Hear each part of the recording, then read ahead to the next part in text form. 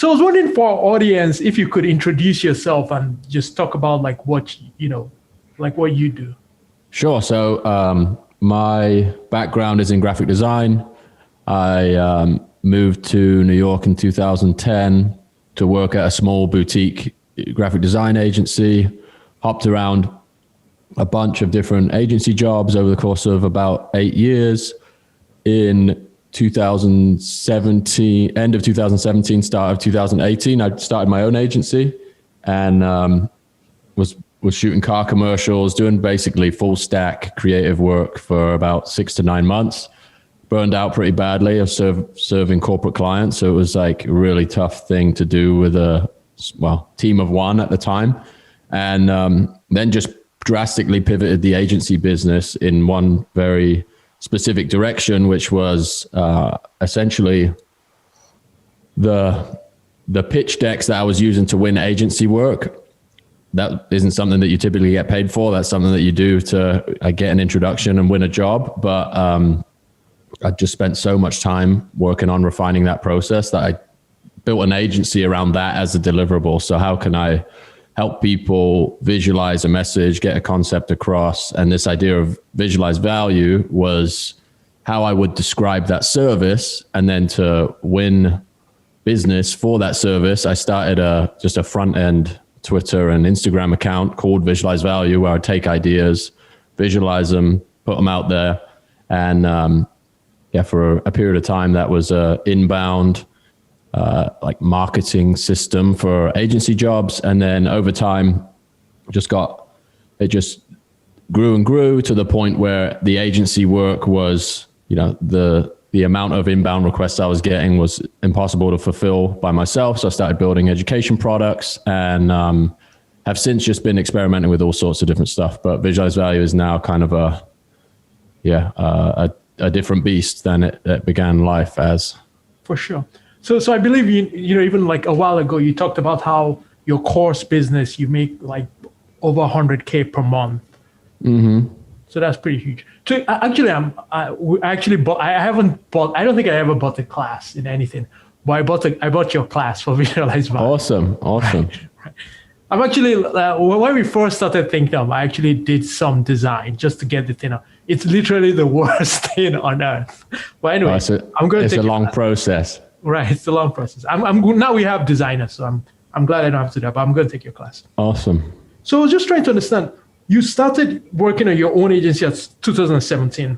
So when did you do the pivot to just focusing on essentially Visualize Value as consulting? Probably about 9 months in to doing it full time. So I was running an agency while I had a full-time job as an art director for a different agency. I was sort of doing on the side work. And then at a certain point, the amount of work I was doing for my own agency eclipsed the amount of time I had in the day with my full-time job. So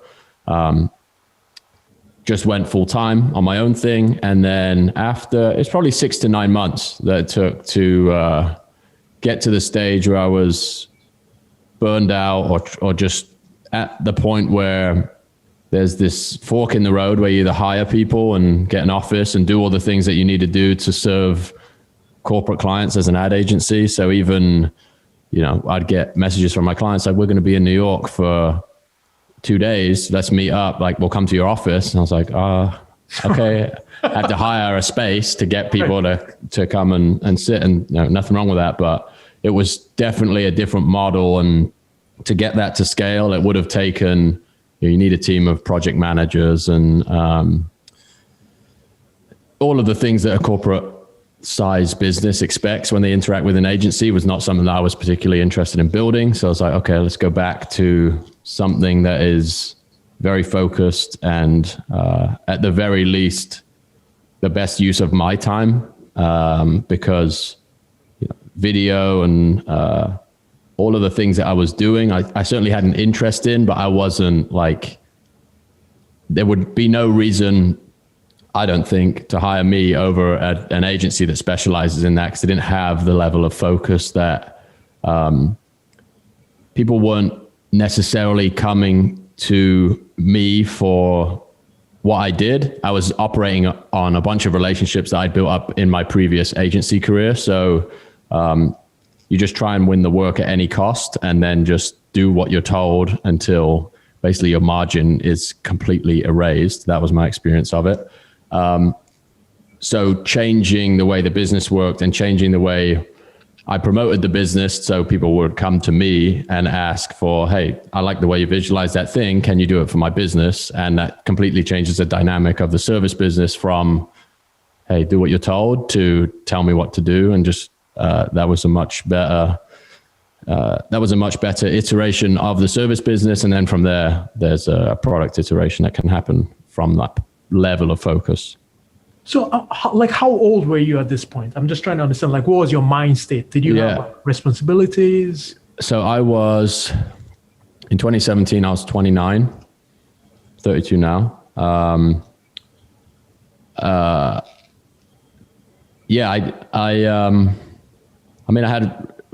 was married, had a place in New York, no kids at that point. We had a baby 3 months ago. Cool. So, awesome. Thank you. But yeah, there was definitely a leap of faith that happened in 2017. I did wait until we won a piece of work that was sizable enough to create some runway on the business side of things. So the stuff I was doing part-time for the corporate clients was kind of, it was good supplementary income, but it wasn't like, wouldn't replace my salary that I was making. So just holding out for bidding on a job that was big enough to, give you 3 months of runway if no more work came in, for example. So that was what really, that was what allowed for the complete leap of faith to happen. Was like, okay, we won this like decent sized pitch, going to go and do that. And then we'll have X amount of time to figure things out if another piece of work doesn't come in at that scale. But I was definitely naive at the time and thinking, oh, these will just, keep coming back to back. These like big, like huge commissioned agency jobs. And obviously that's not the way the world works.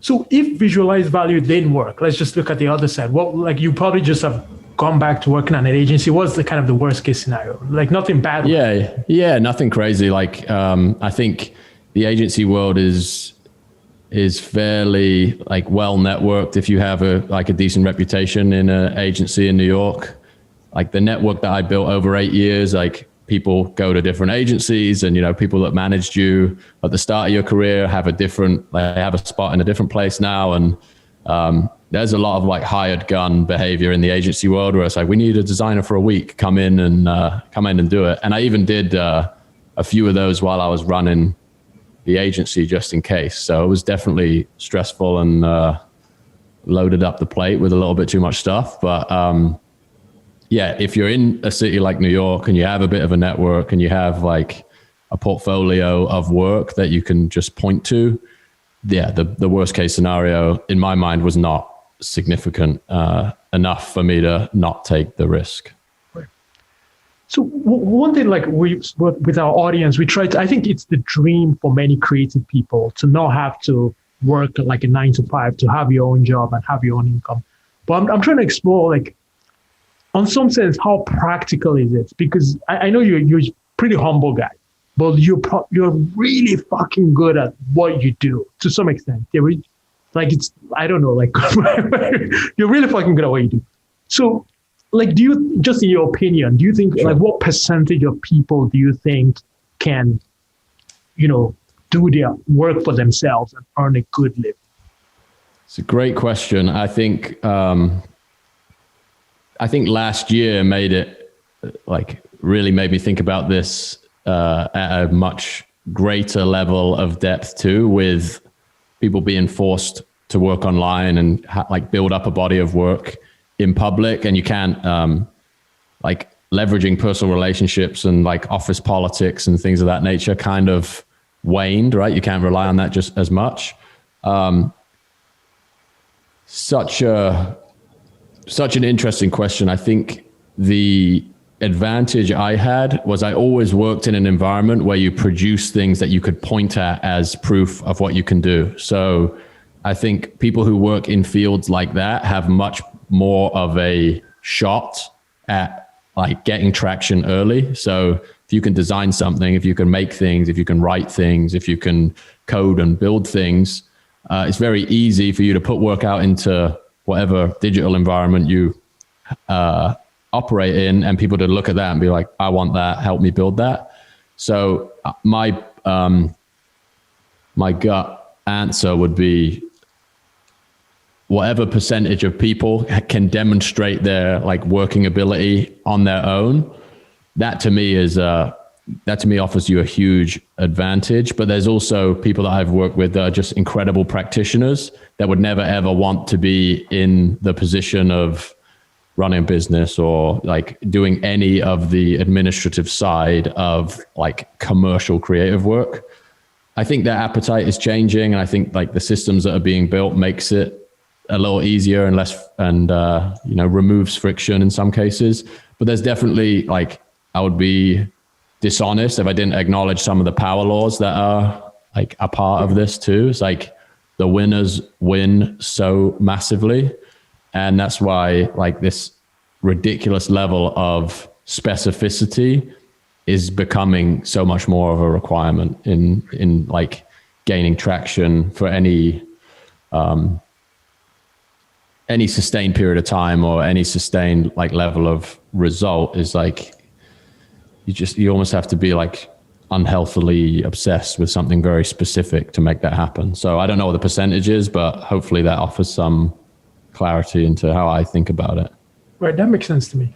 So the next question I have is like, how did you become good? So not just like advice to other people, but so do you think like, you had this journey from 2010 to even, in college, you studied design. So do you think that journey was required, or is it more like, oh, if I knew what I knew now, I'll have just done this? Or how did you become so good at what you do? I guess I think there's definitely reps, right? There's a natural process to everything where you pick something up, you put it down enough times, you get stronger.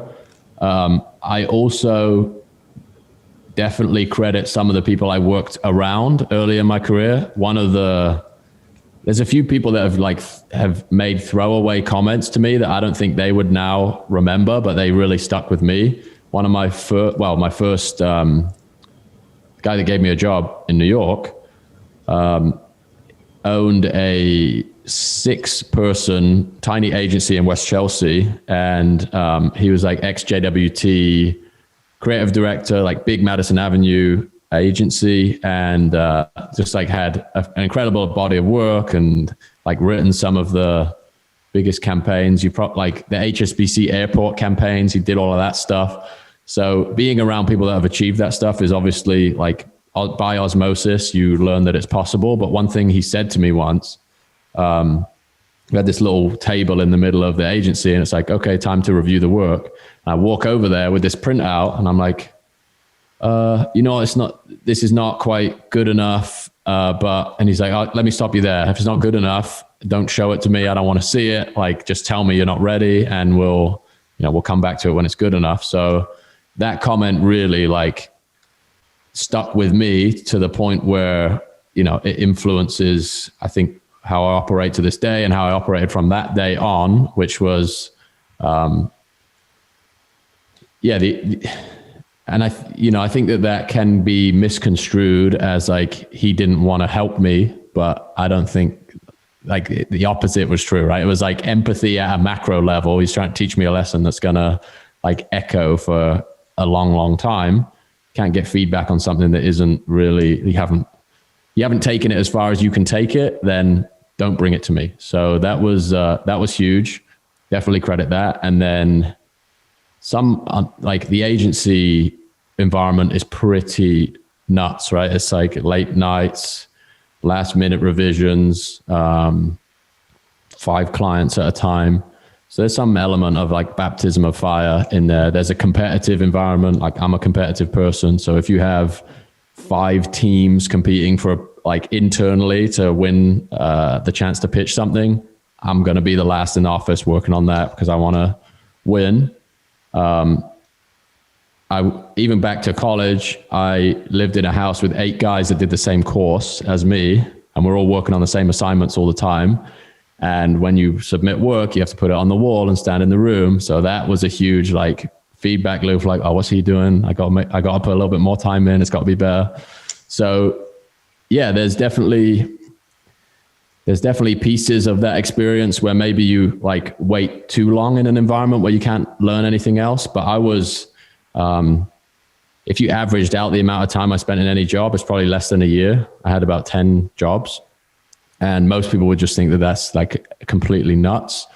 But that is definitely like a set of, I took it for granted in the moment, but now I look back, it's like an exposure to so many different people, circumstances, problems. And then when I started my own agency, just saying yes to stuff that was just ridiculously like some of the things I agreed to do, I had no idea how to do, and then like just figured it out, right? So a combination of all those experiences, I think definitely it wouldn't have happened without that. Could it have happened faster? Maybe. I think some of the ideas I discovered when Visualized Value was growing would have been an accelerant to my earlier career, or maybe I wouldn't have stayed in agency environments after I'd like extracted everything I needed to learn. But hard to give a definitive answer, but hopefully that speaks to all the different experiences that made it up. So one thing I think about is when you work sort of for yourself, like you do now. So obviously you have a lot of freedom. But do you think, like, how do you balance that with if you want to build something super complex, like a fighter jet or an iPhone, you kind of like you want to build something great. So do you sometimes feel like there's a trade-off? I don't know. Imagine if you're working in Apple and designing, I don't exactly know what you do, but let's say design icons for the iPhone. So do you feel some trade-off there? Like now you can't get to work on something that's ambitious kind of. Right. Yeah, no, that's a great question. I think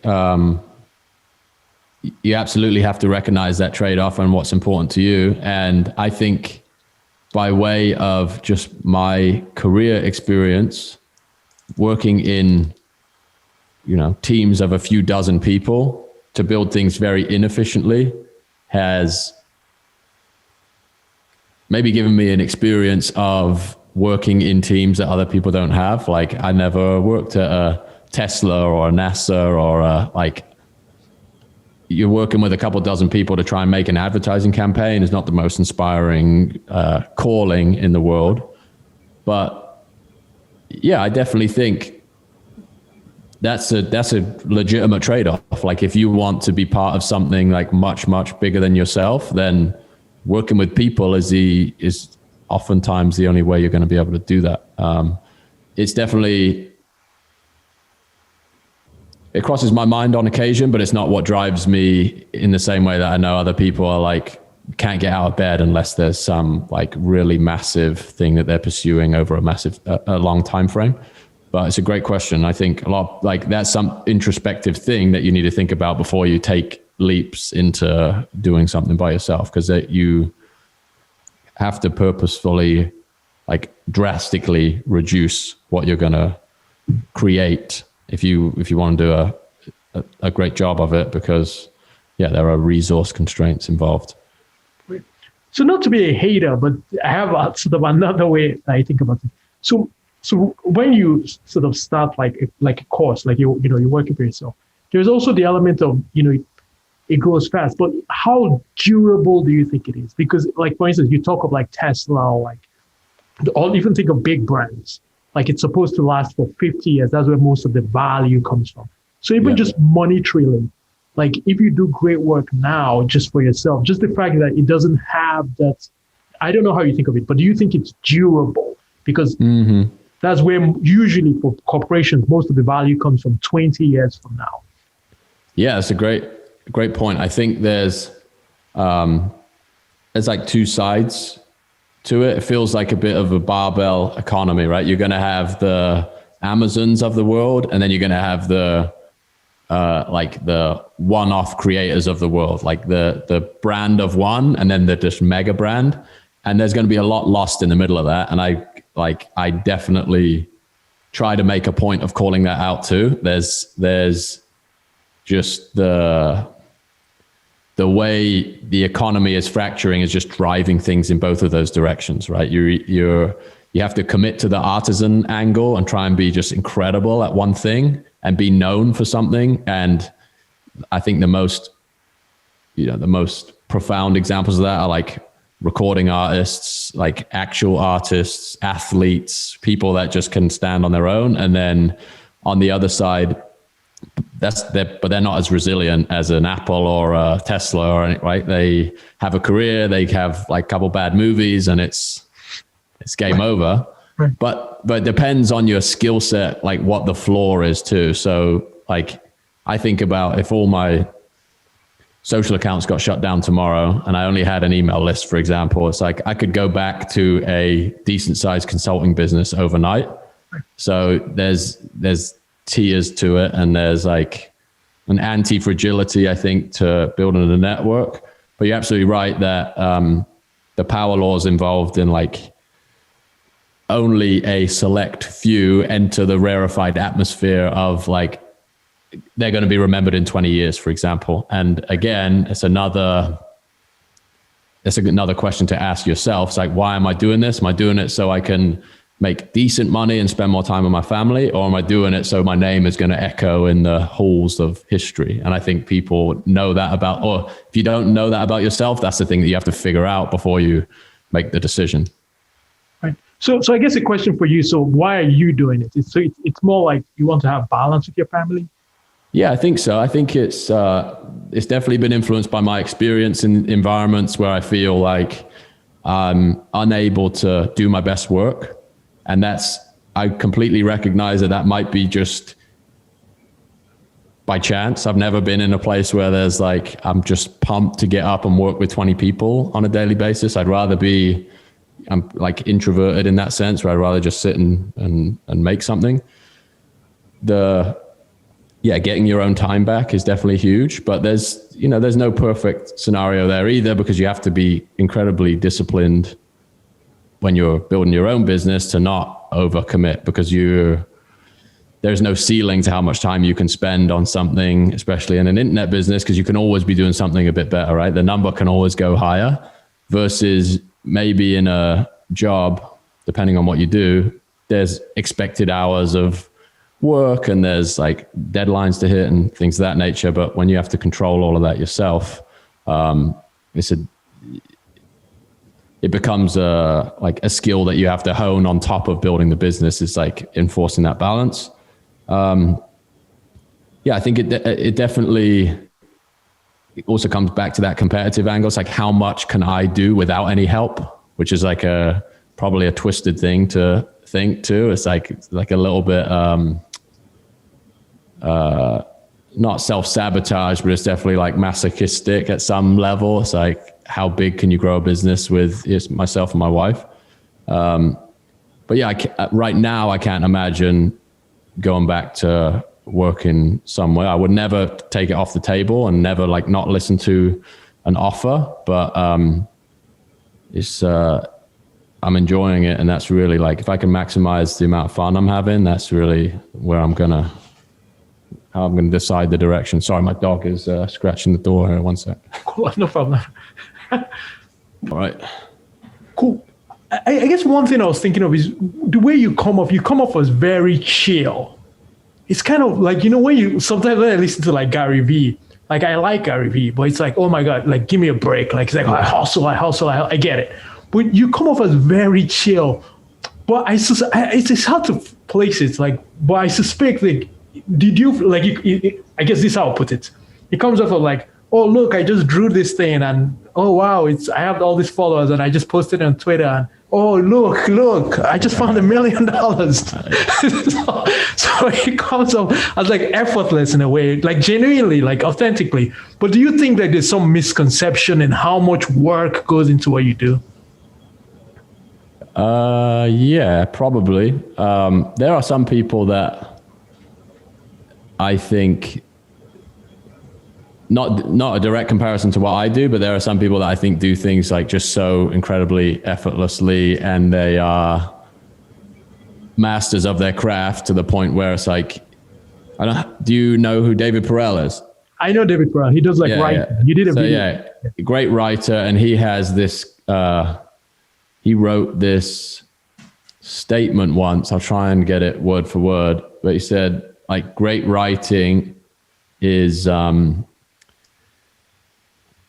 like, people will take for granted great writing because it looks so simple that they could have done it. And it's a product of endless repetition and like a lot of self-scrutiny.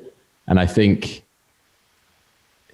there's some interesting, I don't know. I think it's almost would be strange to present information. And I totally agree with you. Like there are people that glorify how difficult something is or how hard it was to push something through. And I don't know, that maybe I just don't feel comfortable like making it about me to that extent, where it's like, yeah, I'm making this stuff. I put a lot of effort into it, but that's not really what I'm trying to share. I'm just trying to share the work. But also a lot of the stress is front loaded. Like a lot of the, before, I talk about this quite a lot. Like when I started my career, I didn't have a Twitter account or Instagram account. I didn't have this level of distraction that people starting out now or trying to pivot now have.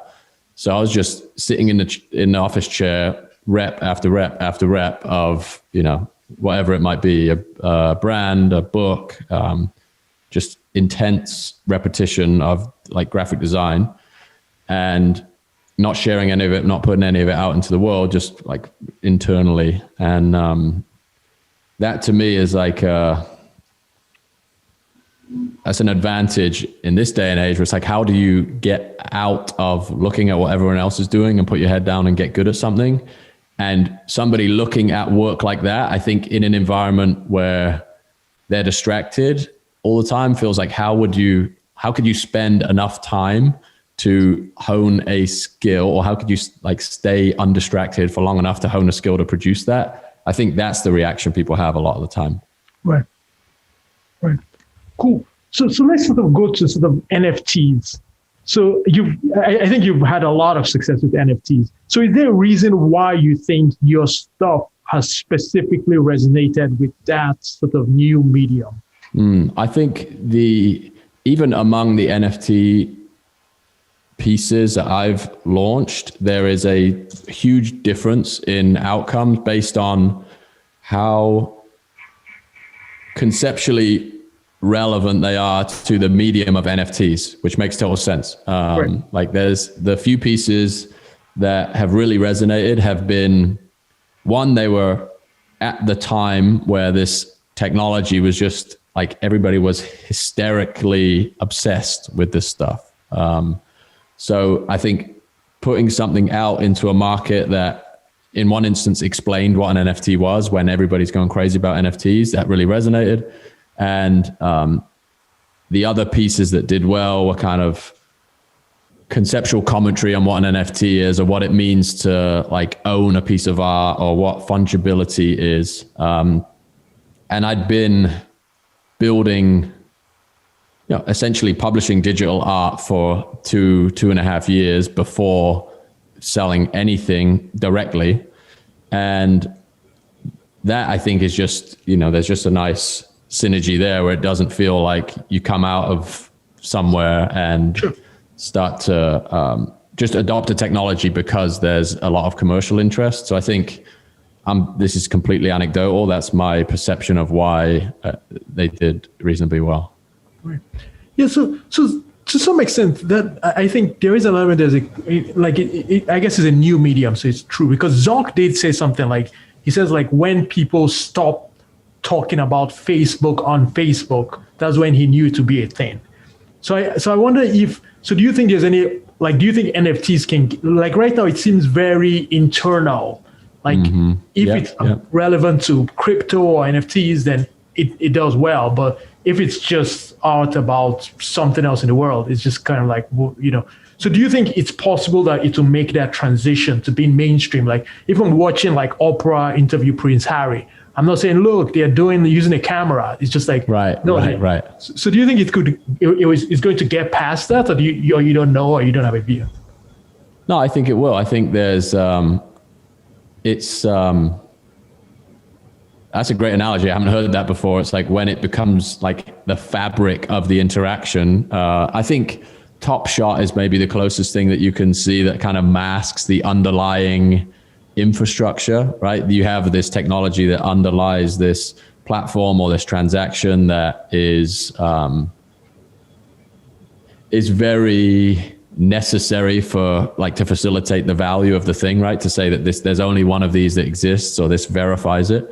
So I think in instances where that is important, we're definitely going to see more of it. And to your point, like NFT will be maybe a acronym that will slowly fade away, right? It's like it's either legit or it isn't, like the SLA security badge in your browser where you have the little lock up the top. Exactly. But I think it's going to take a hell of a long time to get there. This is kind of like a .com style, like attaching in the same way that it's like if a company has a website, it's valuable in the .com boom. Right. Like 2 or 3 months ago, it's like if a company sells an NFT, if a company lists an NFT, they're going to sell it. Right.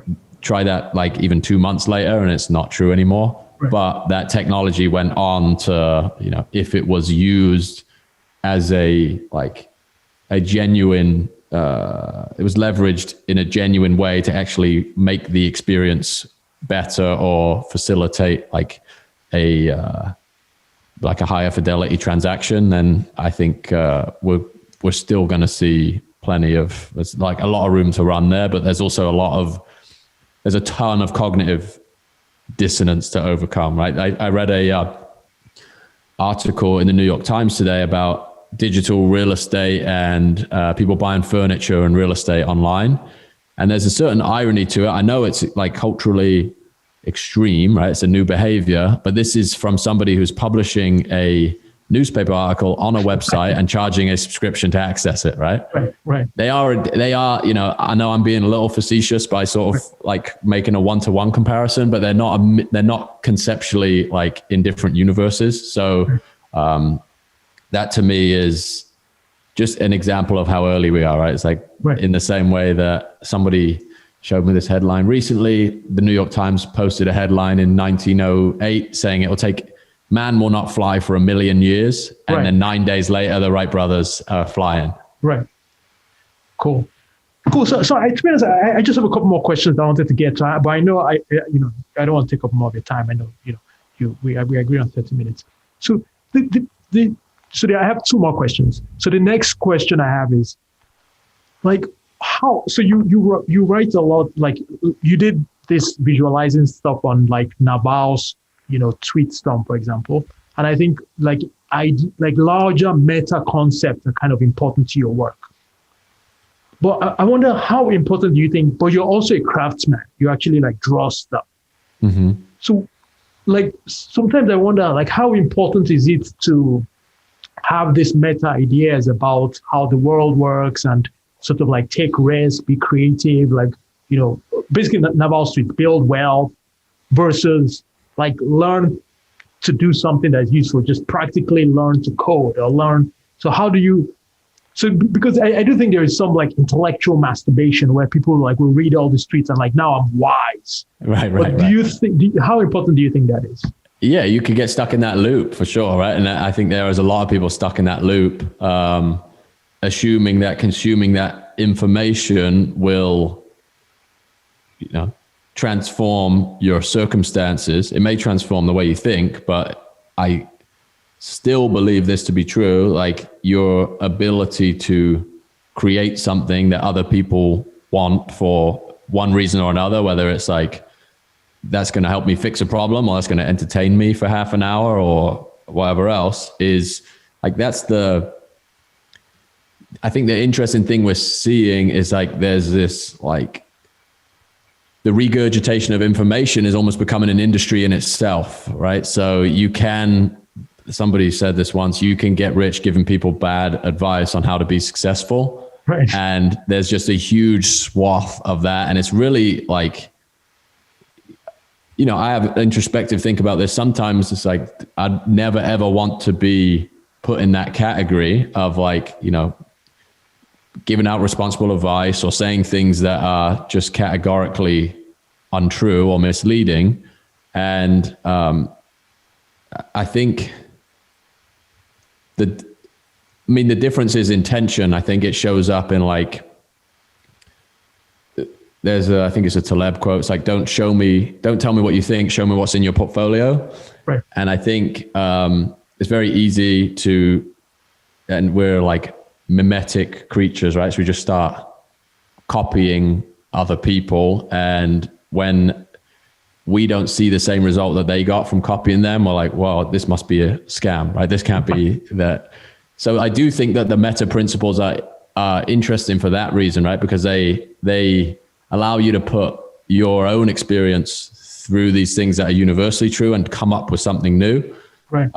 But you can definitely overdose on that stuff and get to a place where you're just regurgitating ideas. And to look back at things that I think have given me any type of advantage, it's been like getting your face rubbed in the dirt when something goes wrong. Right. So I think also people underestimate the amount of time, and like these ideas can serve you whatever you do. Like you don't necessarily need to go and start a YouTube empire or whatever it is anybody wants to be these days. Like if I'd have discovered Naval's tweet storm, for example, while I was working at an agency, my agency work would have been 5 times better. And like maybe the way I would have approached the pitch process would have been like, okay, guys, we should think about building a product that we could pitch to 10 of our clients instead of like just burning like 1,000 hours on this one pitch and then throwing it in the bin when it doesn't go the way it's supposed to go. So they're definitely useful ideas, but I think, they're so sexy that they can just pull you into a world of like, if I just understand this stuff, then something's going to happen. And there's never a replacement for just making stuff and like putting it in front of people, building relationships that way. Cool. So I guess my final question is, I know you hinted at sort of you're spinning, visualized value. You have a course, but now you're building more of like a media entity. Like, what are your plans? Like, what is your, take over the world, Pinky at the brain, like we're going to take over the world thing? So great question. When I started, I don't think I think it was an advantage to not think too far ahead. Like the feedback loops were pretty short at the beginning. Right? It was like publish stuff, speak to people, set up a one-on-one consulting arrangement, do that again, loop. And then as you grow your reach, as you have like more leverage in a lot of senses, like that's not an intelligent way to spend time. If that's what you like doing, then it's always an intelligent way to spend time. But a lot of the things that I've started to realize are the ideas that I've put together in some of the education products are 10 years of experience compressed, right? And I'm not going to get another 10 years of experience between now and next month. Right. So like making education product after education product is not the direction that this thing's going to go. It's, I've built relationships with authors, for example, where they're bringing a new book out or they're